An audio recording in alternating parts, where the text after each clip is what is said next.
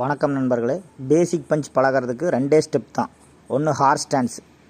இந்த புகைப்படத்தில் இருக்கிற இமேஜில் இருக்கிற மாதிரியே ஹார்ஸ் ஸ்டான்ஸில் உட்காந்து பழகிக்குங்க.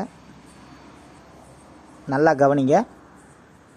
இந்த குதிரையில் கோர்ற மாதிரி உட்காந்தா போதும். வீடியோவை பார்த்தீங்கன்னா உங்களுக்கு நல்லா புரியும். ரெண்டாவது ஸ்டெப்பு இதுதான். செங்குட்சும்பாங்கோ. வலது காலை முன் வச்சு இடது காலை பின் வைக்கணும். இடது காலை பின் வச்சு வலது காலை முன் வைக்கணும்.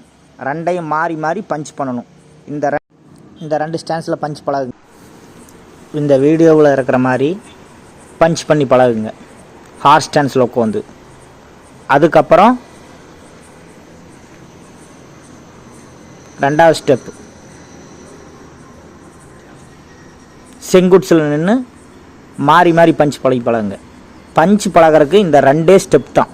இதை பழகினீங்கனாவே ப்ராப்பராக ஃபைட்டுக்கு நீங்கள் தயாராகிட்டீங்கன்னு அர்த்தம்.